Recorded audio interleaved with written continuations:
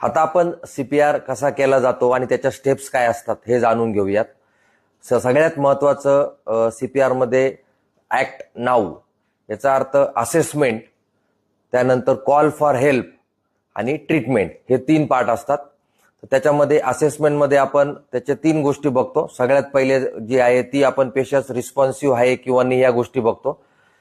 त्यानंतरून आपण दुसरं जी गोष्ट बघतो पेशंट ब्रीदिंग करतो किंवा नाही करत हे चेक करतो. आणि तिसरं महत्वाचं म्हणजे आपण त्याची पल्स चेक करतो. तर सगळ्यात महत्वाचं आपण ज्यावेळेस पेशंट रिस्पॉन्सिव्ह आहे की नाही आपण पेशंटला आपण टॅप करतो.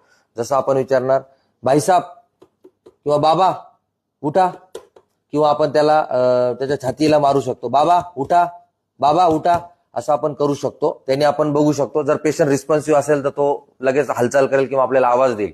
जर त्यांनी कुठलाही रिस्पॉन्स केला नाही तर आपण त्याची नेक्स्ट स्टेप म्हणजे त्याचं ब्रीदिंग चेक करतो. ब्रीदिंग चेक करण्यासाठी आपण त्याचं रेस्पिरेशनमुळे त्याची छाती वर खाली हलते की नाही ते बघतो. आणि दुसरी जी मेथड आहे ती आपण कान लावून त्याचे श्वास येत आहेत की नाही ते ऐकू शकतो. त्यानंतरून तिसरं महत्वाचा जो पार्ट आहे त्याच्यामध्ये आपण चेक पल्सेस. तर आपण त्याच्या पेरिफेरल पल्सेस चेक करू शकतो, ज्या रेडियल आर्टरीच्या पल्सेस असतात, किंवा बऱ्याच वेळेला बीपी लो झाल्यामुळे बऱ्याच वेळेला पल्सेस इतक्या लागत नाही. अशा वेळेस आपण त्याच्या सेंट्रल पल्सेस, त्याच्यामध्ये कॅरोटिड, तर आपण ही जी इथली थायरॉइडची जागा असते त्याच्या बाजूला जर आपण 2 बोटं गेलो आणि तिथे जर आपण बोट ठेवलं तर आपल्याला तिथे पल्स लागते. आणि सिमिलरली इकडे राईट साईडला, तर याने आपण त्याची पल्स चेक करू शकतो. तर ह्या 3 गोष्टी चेक करणं अत्यंत महत्वाचं आहे. आणि हे सगळं स्पीडली व्हायला हवं, त्याच्यात बिलकुल वेळ नको जायला. त्याच्यानंतरून जे दुसरं महत्वाचं जे हे आहे त्याच्यामध्ये आपल्याला कॉल फॉर हेल्प, म्हणजे मधल्या वेळामध्ये आपण जर आपल्या बाजूला जर पब्लिक प्लेसेसमध्ये जर ही घटना घडली असेल तर तिथे गर्दी असते. गर्दीमध्ये जर एखादा आपल्या ओळखीचा कोणी असेल, जसं एखादा कुणाल ओळखीचा, तर कुणाल पटकन अँब्युलन्सला बोलव असं आपण त्याला आवाज देऊ शकतो. किंवा एखादा कलरचा कोणी शर्ट घातला असेल, रेड शर्टवाले बाबा तुम्ही पटकन अँब्युलन्सला बोलवा, तसं आपण इन्स्ट्रक्शन देऊ शकतो.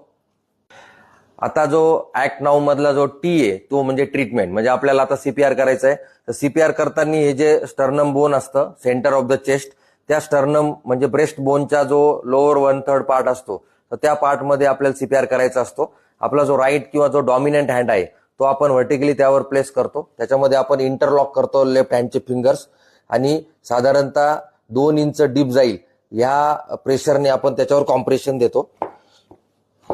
आणि हे जे कॉम्प्रेशनचं जी या प्रकारे आपण ते कॉम्प्रेशन देतो, हे एका मिनिटात साधारणतः 100 ते 120 कॉम्प्रेशन झाले पाहिजे. म्हणजे एका सेकंदाला 2 कॉम्प्रेशन. आणि हे कॉम्प्रेशन आपल्याला कंटिन्यू करायचे. या प्रकारे आपण ते कॉम्प्रेशन कंटिन्यू करायचे. आता या कॉम्प्रेशनमुळे काय होतं की ज्यावेळेस आपण कॉम्प्रेशन देतोय त्यावेळेस हार्टमधनं ब्लड पंप होतंय आणि पेशंटच्या ब्रेन, किडनी आणि वेगवेगळ्या अवयवाला रक्त भेटतं. आणि ज्यावेळेस आपण कॉम्प्रेशन रिलीज करतो त्यावेळेस त्याच्या पायाकडनं, हाताकडनं वगैरे सगळं ब्लड हार्टमध्ये रिफिल होते. आणि ह्या गोष्टींमुळे काय होतं की पेशंटचं न्यूरोलॉजी, किडनी वगैरे या सगळ्या ऑर्गन्सवर फंक्शनिंग राहतात, त्याला प्रॉब्लेम येत नाही. तर हे असं सीपीआर करताना आपल्याला साधारणतः 2 मिनिटानंतर आपण थकू शकतो. तर अशा वेळेस आपण हेल्प म्हणून ज्याला कोणाला सीपीआर येत असेल तर त्याची आपण मदत घेऊ शकतो आणि थोडी रेस्ट घेऊन आपण पुन्हा सीपीआर करू शकतो. आता तिसरं महत्वाची गोष्ट आहे की बऱ्याच वेळेला ब्रिदिंगचा पण एक कॉम्पोनंट असतो, त्यामुळे आपण 30 कॉम्प्रेशन नंतरून पेशंटला ब्रिदिंग देऊ शकतो. बऱ्याच वेळेला कोविड नंतरून बरेचसे इश्यूज झाले होते, त्यामुळे ब्रिदिंग जरी नाही केलं आपण किंवा तुम्हाला जर कम्फर्ट वाटत नसेल ब्रिदिंग द्यायला पेशंटला, आपण माउथ टू माउथ ब्रिदिंग देऊ शकतो या प्रकारचं. परंतु जर आपल्याला कम्फर्ट लेवल वाटत नसेल तर तुम्ही सीपीआर कंटिन्यू केलं तरी चालू शकतं. आणि सीपीआर कधीपर्यंत कंटिन्यू करायचं? जोपर्यंत तुम्हाला अँब्युलन्सची हेल्प मिळत नाहीये, किंवा जर कुठे पब्लिक प्लेसमध्ये ही घटना झाली असेल आणि तिथे ऑटोमॅटेड डिफिब्रिलेटर्स अवेलेबल होत नसेल तर तोपर्यंत आपल्याला सीपीआर हा कंटिन्यू करायचा आहे. आणि एकदा पेशंट अँब्युलन्समध्ये आल्यानंतर आपण कार्डियाक किंवा जी कुठली टीम असेल अँब्युलन्समधली त्यांच्याकडे आपण पेशंट हँडओव्हर करू शकतो किंवा हॉस्पिटलवर